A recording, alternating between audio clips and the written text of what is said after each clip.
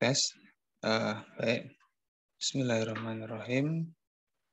Innal hamdalillah nahmaduhu wa nasta'inuhu wa nastaghfiruh wa na'udzu billahi min syururi anfusina min sayyiati a'malina may yahdihillahu fala mudhillalah wa may yudlil fala hadiyalah. Asyhadu an la ilaha illallah, asyhadu anna Muhammadan abduhu wa rasuluh la nabiyya ba'dah. Yang kami banggakan rekan-rekan mahasiswi juga di Universitas Darussalam Gontor, khususnya dalam materi yang bersama kami di materi Islamisasi. Dengan ini saya sampaikan sedikit pedoman perkuliahan kita selama 1 semester ini. Jadi kita bikin kuliah itu adalah suatu fase di mana kita betul-betul mendapatkan hal-hal yang bermanfaat dan bisa diamalkan di masa depan nanti. Ini sebagaimana kita mengikuti cita-cita di Gontor, yakni kita berilmu dan kemudian mengamalkannya, kira-kira begitu.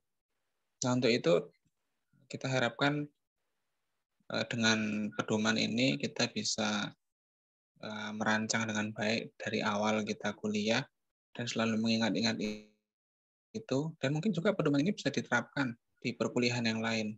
Insya Allah ini pedoman ini sudah sangat standar lagi. Jadi kalau antum ikut kuliah di dosen yang lain dan antum mengikuti pedoman ini, kelihatannya sudah akan bagus ya, kira-kira gitu. Langsung saja, tidak membuang waktu, kami share screen-nya ya. Nah, yang pertama adalah kita pedoman kuliah. Tentu kita mengikuti juga dengan di Unida. Kita akan masuk kelas atau tatap muka, atau online, atau diganti tugas. Ini akan sebanyak 14 kali. 14 pertemuan maksudnya ya. Nah, nanti ada juga, kita akan ada UTS dan UAS juga. Lalu ada tugas juga. Nah, untuk materi saya atau materi Islamisasi ini yang kita bareng-bareng belajar ini, UTS-nya bentuknya adalah lisan. Jadi ini bukan pertanyaan bentuknya, tapi UTS ini mempresentasikan kembali bahan atau resum atau ringkasan kuliah yang sudah antum ikuti. Ya, misalnya pertemuan pertama, antum resum dengan baik materi di pertemuan pertama, lalu antum tambah-tambah lagi referensinya, lalu antum jadikan i'dad atau bahan untuk presentasi. Baik itu antum jadi artikel ringkas gitu, boleh-boleh aja. Habis itu antum bawa ke depan kelas, presentasikan. Boleh juga 1 orang mempresentasikan, 2 orang atau 3 orang presentasikan materi yang sama. Nanti silakan dicari perbedaannya apa. Karena itulah ketika membuat bahan, ya antum harus menambah lagi referensinya. Misalnya saya mungkin ketika masuk kelas hanya memberikan 2 referensi. Itu antum bisa menambahkan referensi yang lain. Bisa ditambah 4, itu dari jurnal atau dari buku. Di situ nilai itu bisa bertambah.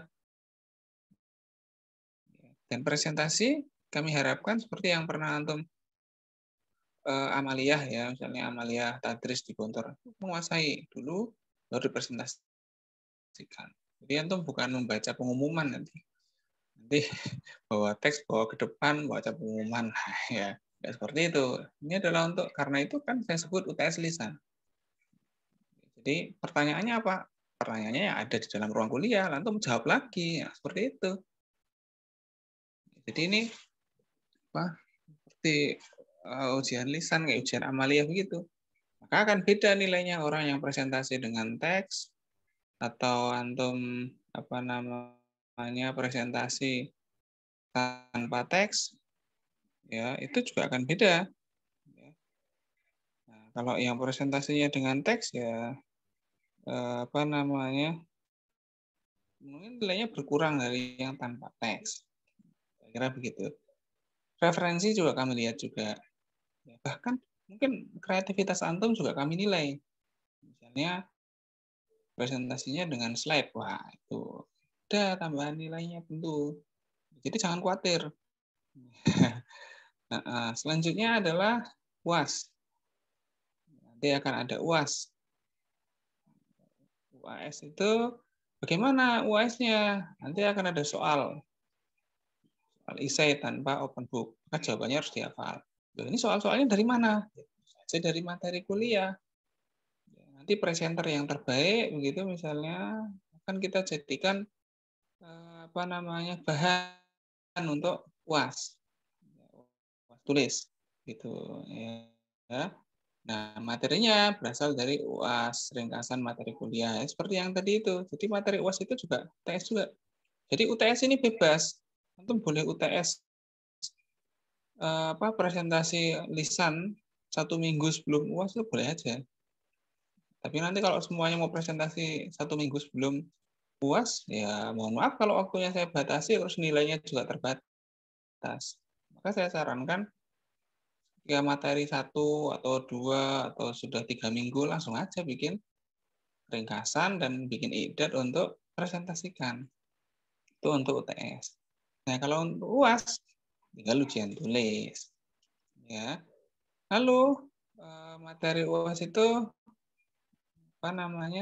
presentasikan seperti itu, bukan dipresentasikan ya, materi UAS ya, ditulis nanti karena itu ujian tulis. Materinya jelas berasal dari situ. Nah, terus ringkasan materinya ini dijilid untuk menjadi makalah. Jadi antum kan pasti menulis, ya pasti ya. Menulis ketika mengikuti kuliah itu kan pasti menulis. Nah, itu ringkasan itu ingin saya lihat. Ya, apa akan kita cek ketika UAS. Tapi nanti kebijakan ini bisa berubah apalagi nanti ketika hari-hari pandemi ini. Tapi peraturannya standarnya begitu. Jadi bisa kita diskusikan lagi kalau tidak paham. Tapi yang jelas itu UTS-nya lisan, UAS-nya tulis. Habis itu yang ketiga adalah tugas. Tugas ini adalah suatu yang lazim ya dalam kuliah ya.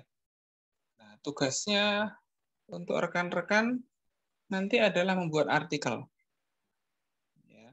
Kalau semester 2, 3, 1, 2, 3, 4 begitu, mungkin belum serius ini.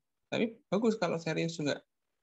Apalagi semester 1, 2 itu mungkin masih artikel yang santai. Tapi nanti sudah semester 5, 6, 7, 8 itu harus menjadi format seperti jurnal ilmiah.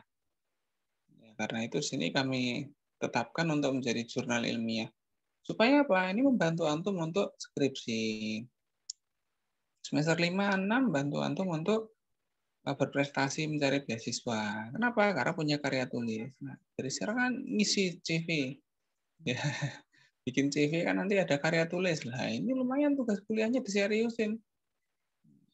Maka artikelnya tidak boleh copy paste, tidak boleh dilarang plagiat.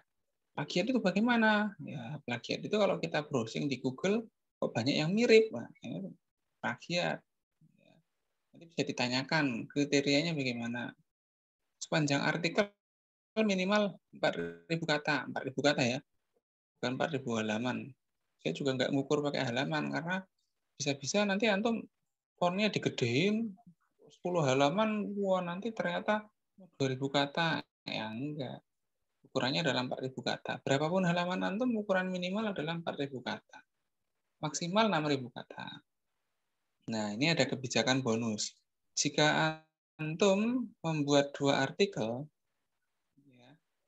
yang mana satu artikel itu selesai sebelum UTS, ketika UTS, dan satunya lagi selesai sebelum UAS, maka kami pertimbangkan untuk boleh tidak ikut UAS tulis. Tentu saja kualitasnya dan saya nilai. Yang kami pertimbangkan. Makanya boleh juga tidak ikut UAS tulis, boleh. Tapi ya itu tadi kerjakan dengan maksimal ya. Pasti bisa.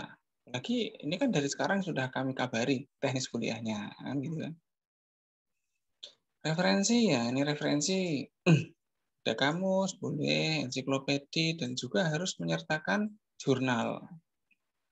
Ya. Jurnal minimal 10. Terus tugas artikel ini boleh juga diambil dari gabungan tugas artikel materi lain. Misalnya materinya itu hampir mirip dengan Islamisasi, sejarah peradaban. Boleh-boleh aja itu termasuk materi yang Islamisasi.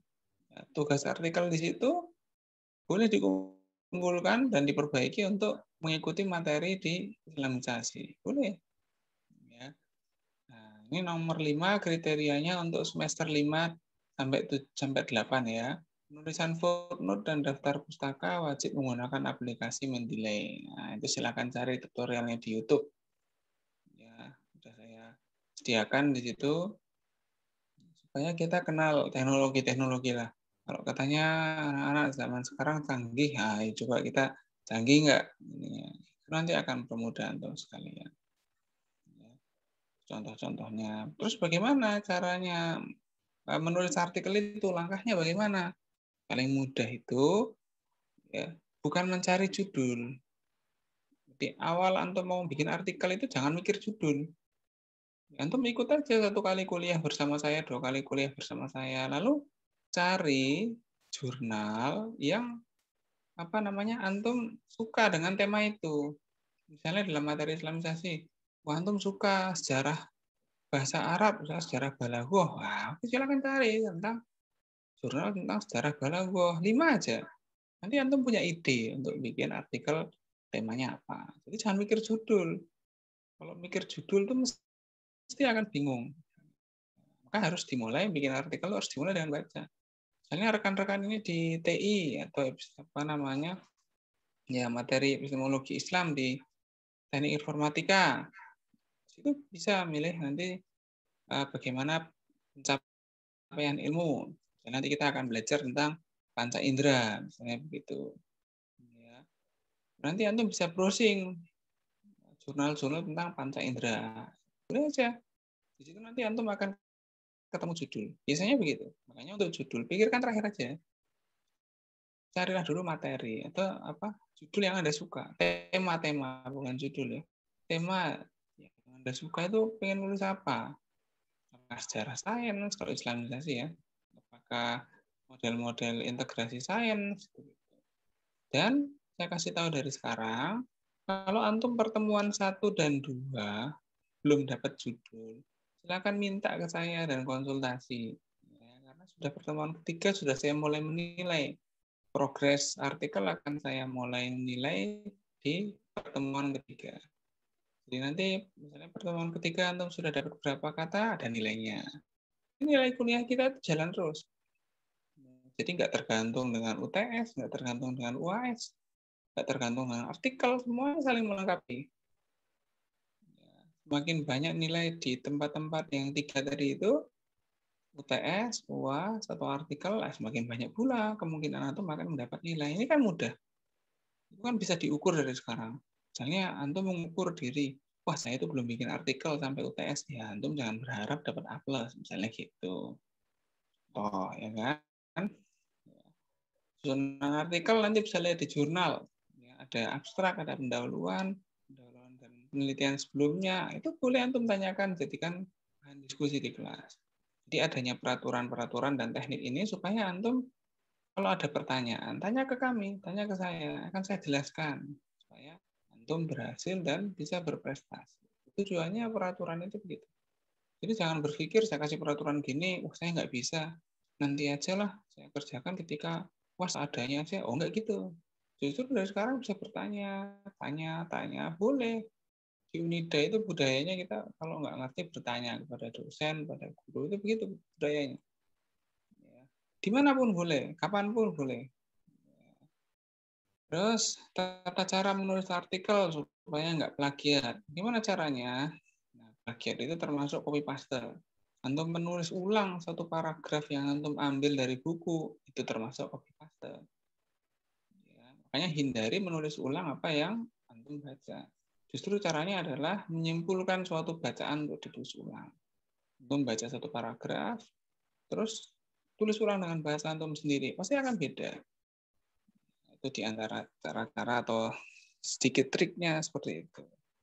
Ini tidak terlalu sulit dalam materi kuliah kita. Untuk tugas-tugas yang lain akan kita diskusikan pada tema-tema atau pada waktu berikutnya ketika kita masuk perkuliahan.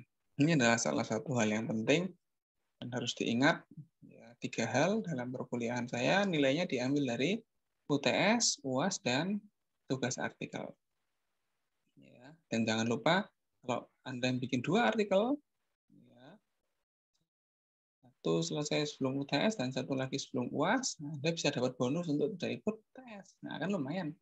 Kenapa? Lah kalau Anda sudah selesai artikel, 2 artikel dan berkualitas artikel antum itu, ya saya anggap antum sudah menguasai mata kuliah kita ini. Artinya sudah sampai tujuan, bukan menguasai ya, paling nggak sampai pada tujuan belajaran. Itu kan berarti sudah nggak perlu ujian, orang sudah sampai kan begitu kan. Kalau yang belum nyampe harus diuji. Ini kan kelihatan nyampe apa enggak. Nah, begitu. Nah, mungkin demikian yang bisa saya share untuk kita semuanya. Terima kasih. Semoga sukses selalu dan sehat selalu. Orang tua mendapatkan rezeki yang baik dan lancar. Kita semua diberikan oleh Allah mudahan dalam belajar dan mengamalkan ilmu.